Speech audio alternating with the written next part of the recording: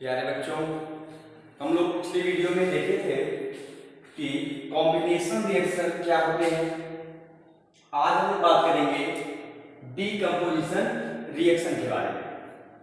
तो decomposition reaction होता क्या है, तो इसके लिए पहले अब इमेज देखिए। इस इमेज में क्या है, एक बर्नर है और उसमें फेरस सल्फेट गर्म किया जा रहा है, ठीक है, हीट किया जा रहा है। और जब फेरस सल्फेट हीट किया जा रहा है तो परखनली से कुछ गैस निकल रही है और वो गैस है सल्फर डाइऑक्साइड और सल्फर ट्राई ऑक्साइड। इसका मतलब क्या है कि जो फेरस सल्फेट है, फेरस सल्फेट परखनली में जो रखा गया है वो डीकंपोज हो रहा है, ठीक है, और डीकंपोज हो रहा है फेरस ऑक्साइड SO2 और SO3 गैस के रूप में ये सब क्या हो रहे हैं, निकल रहे हैं। तो इस प्रकार से हम यहाँ पे दे रहे हैं हीट, क्या दे रहे हैं, हीट दे रहे हैं, कॉपर सल्फेट को गर्म कर रहे हैं, जिसके कारण सल्फर डाइऑक्साइड और सल्फर ट्राइऑक्साइड की गैस निकल रही है और फेरस ऑक्साइड बन रहा है, ठीक है। तो इस रिएक्शन में आपको एक बात समझ में आई होगी कि प्रोडक्ट आपका जो रिएक्टेंट है वो एक है और वो रिएक्टेंट कई हिस्सों में टूट गया, कई हिस्सों में टूट गया। तो अगर आप इसकी परिभाषा लिखना चाहोगे तो परिभाषा होगी कि ऐसी रासायनिक प्रक्रिया जिसमें एक अभिकारक विभिन्न प्रकार के नए उत्पादों में वियोजित हो जाता है वो सिर्फ क्या कहलाती है, डीकंपोजिशन प्रक्रिया कहलाती है या वियोजन प्रक्रिया कहलाती है। तो बात समझ में आई कि जो कॉम्बिनेशन था उसमें रिएक्टेंट बहुत सारे थे, प्रोडक्ट एक बना था। जो आपका डीकंपोजिशन रिएक्शन है उसमें आपका रिएक्टेंट एक होगा और प्रोडक्ट उसमें क्या होंगे, एक से ज्यादा बनेंगे। ऐसे रिएक्शन को हम बोलते हैं डीकंपोजिशन रिएक्शन। परिभाषा आप लीजिए, ये decomposition reaction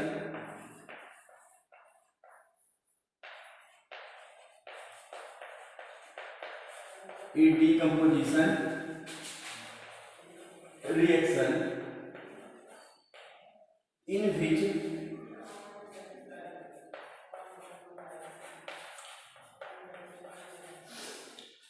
a single reactant break down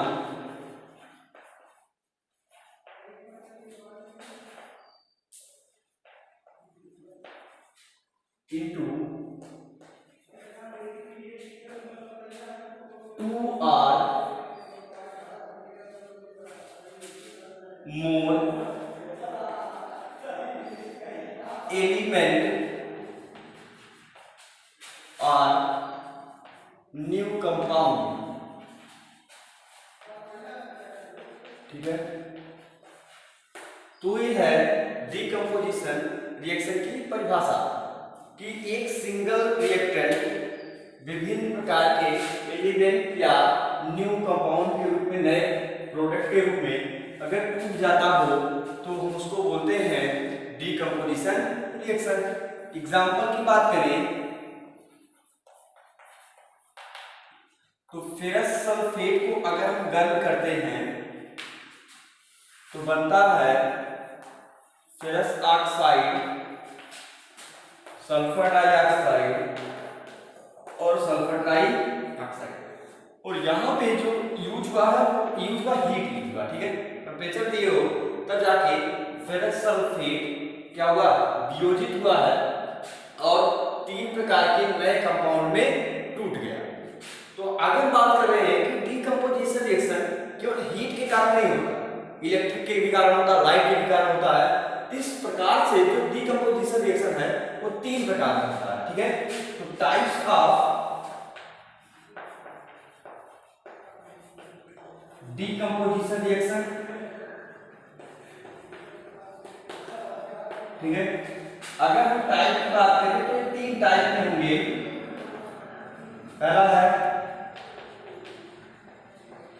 thermal decomposition, दूसरा है इलेक्ट्रोलिसिस,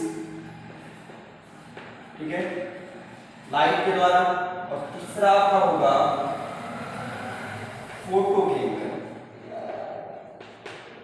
ठीक है, ये तीन प्रकार से डीकंपोजिशन हो सकता है। उष्मा के कारण हो सकता है, लाइट के कारण हो सकता है, और इलेक्ट्रिक के कारण डीकंपोजिशन हो सकता है किसी प्रक्रिया में। तो एक एक करके देख लें कि थर्मल डीकंपोजिशन होता है जिसको हम बोलते हैं उष्मीय वियोजन।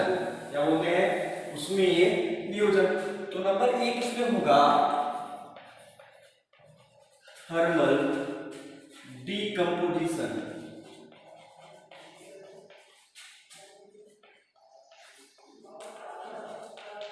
Thermal decomposition. तो थर्मल डीकंपोजिशन क्या होता है कि ऐसे रिएक्शन जो हीट के द्वारा, ठीक है, जो टेम्परेचर बढ़ाए उसके कारण शुरू होते हैं, उसे हम बोलते हैं decomposition reaction. When A decomposition reaction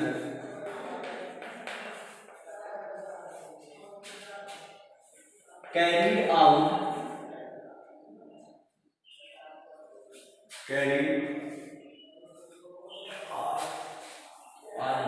ठीक है, carried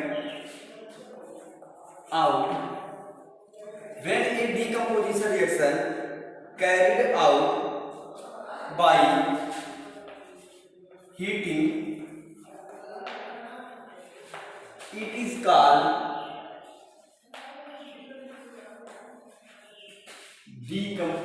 thermal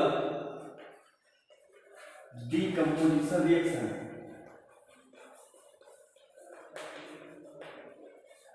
ठीक है,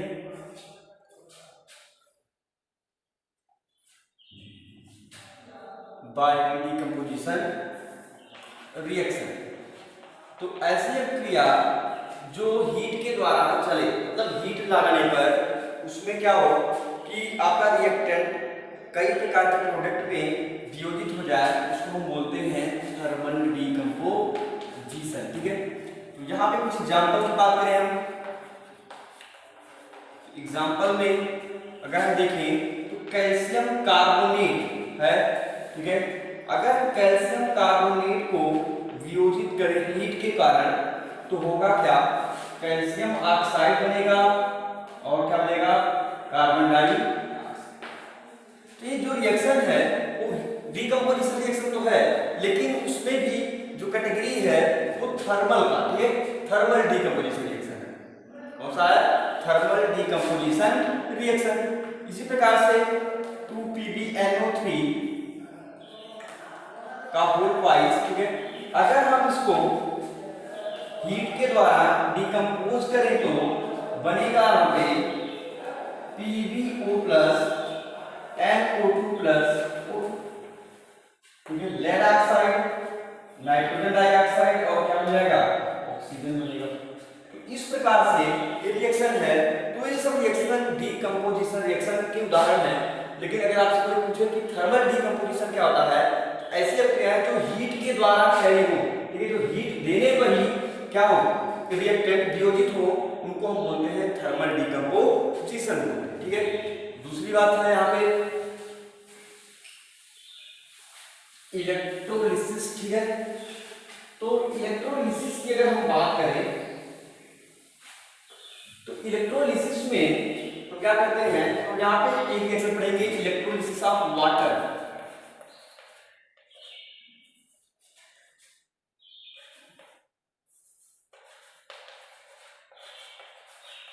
इलेक्ट्रोलिसिस ऑफ, हम लोग यहाँ पे वाटर का इलेक्ट्रोलिसिस करेंगे।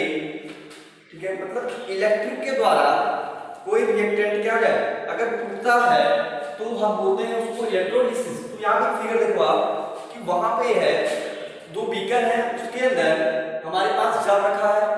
ठीक है, उस जल पे हम इलेक्ट्रिक दे रहे हैं। इलेक्ट्रिक के कारण ये हो रहा है कि जैसे हम जल में अगर इलेक्ट्रिक दें तो उसके कारण होगा एक क्षण कैथोड का काम करेगा, दूसरा क्षण किसका काम करेगा? एनोड का।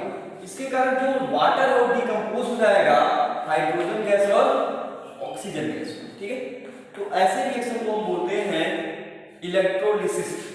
तो यहाँ पे जो है वो इलेक्ट्रोलिसिस ऑफ वाटर मतलब डीकंपोजिशन रिएक्शन है, एक रिएक्टेंट टूट गया, लेकिन हम इसमें क्या बोलेंगे कि ये जो रिएक्शन हुआ है वो विद्युत के कारण हुआ, मतलब करंट के कारण रिएक्शन हुआ है, इसीलिए हम इसको कहेंगे कि ये डीकंपोजिशन है, लेकिन ये किसके कारण हुआ है, इलेक्ट्रिक के कारण हुआ। तीसरा है फोटोकेमिकल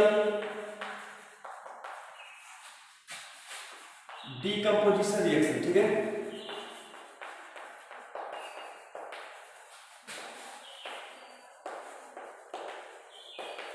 तो फोटोकेमिकल डीकंपोजिशन रिएक्शन क्या होते हैं, कुछ रिएक्शन ऐसे होते हैं जो फोटोसेंसिटिव होते हैं। फोटोसेंसिटिव का मतलब होता है कि अगर लाइट आए, सूरज की किरण आए और उस पे पड़े तो क्या होता है कि जो आपका रिएक्टेंट है वो टूट जाता है, ठीक है। तो लाइट के कारण रिएक्टेंट आपका डिकम्पोज हो जाएगा, तो ऐसे रिएक्शन को हम बोलते हैं फोटोकेमिकल डीकंपोजिशन रिएक्शन। AC बन जाएगा और बन जाएगा यहाँ पे Cl2, ठीक है। AC और Cl2 बन गया तो ये रिएक्शन कैसा हो गया, ये रिएक्शन आपका डीकंपोजिशन रिएक्शन हो गया। इसी प्रकार से AgBr, इसमें भी लाइट अगर आपको मिल जाए तो AC बनेगा और क्या बनेगा, Br2 बनेगा। ये सब रिएक्शन डीकंपोजिशन रिएक्शन के एग्जाम्पल हैं, ठीक है। लेकिन कुछ रिएक्शन हीट के कारण हो रहे हैं, कुछ विद्युत के कारण हो रहे हैं और कुछ जो है आपके किससे, लाइट के कारण हो रहे हैं, लेकिन सारे के सारे रिएक्शन डीकंपोजिशन रिएक्शन के अंतर्गत आते हैं, ठीक है। यहाँ तक बात आपको समझ में आई होगी। अब हम आगे देखें कि अभी तक ये जो रिएक्शन डीकंपोजिशन पढ़ रहे हैं, इन सभी रिएक्शन में हमको हीट की आवश्यकता पड़ रही है, मतलब एनर्जी लगानी पड़ रही है। आप देखोगे इससे पहले जो रिएक्शन पढ़े थे हम कॉम्बिनेशन रिएक्शन में, उसमें देख रहे थे जब आपस में रिएक्टेंट मिल रहे थे तो एनर्जी रिलीज हो रही थी। तो जो एनर्जी रिलीज हो रही थी उसको हम बोलते थे एक्सोथर्मिक रिएक्शन। और इन सब रिएक्शन में आप देखो कि एनर्जी खुद से लगानी पड़ रही है, चाहे इलेक्ट्रिक के फॉर्म में, चाहे आपके लाइट के फॉर्म में, चाहे आपको हीट के फॉर्म में एनर्जी लगानी पड़ रही है। अगर एनर्जी लगानी पड़ रही है इसका मतलब है ये सब रिएक्शन कैसे होते हैं, इंडोथर्मिक रिएक्शन, जिसको बोलते हैं ऊष्माशोषी अभिक्रिया। तो ऊष्मा का अवशोषण कर रहे हैं सब रिएक्शन, इसीलिए रिएक्शनों को हम बोलते हैं ऊष्माशोषी अभिक्रिया। तो आप करेंगे endothermic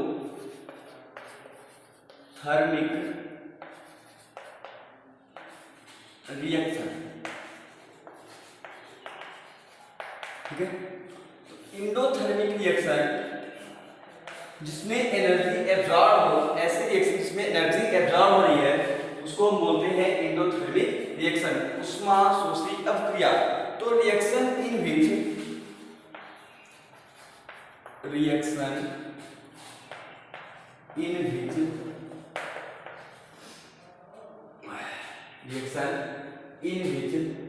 energy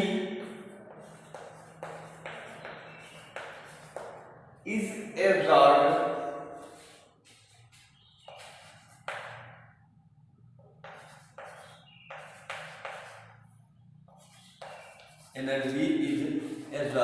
are known as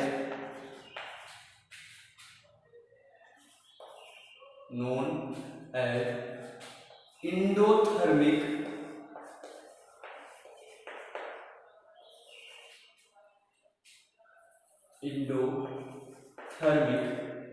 reaction, ठीक है। तो इंडोथर्मिक रिएक्शन क्या होंगे कि ऐसे रिएक्शन जिसमें एनर्जी एब्जॉर्ब होगी। इससे पहले जो पढ़े थे एक्सोथर्मिक, उसमें एनर्जी क्या हो रही थी, रिलीज हो रही थी। तो अभी तक जो डीकंपोजिशन रिएक्शन में आप देखें सब में एनर्जी लाइट, ठीक है, या इलेक्ट्रिसिटी, या आप बोल सकते हो कि हीट के द्वारा एनर्जी एब्जॉर्ब हो रही थी, तभी जाके कोई केमिकल रिएक्शन हो रहा था। तो ऐसे रिएक्शन को हम बोलते हैं एंडोथर्मिक रिएक्शन। आपको एक काम करना है कि एंडोथर्मिक रिएक्शन और एक्सोथर्मिक रिएक्शन में डिफरेंस लिखना है, ठीक है। डिफिनेशन, रिएक्शन क्या अंतर है दोनों में, इनको आपको पूरा करना है। तो धन्यवाद।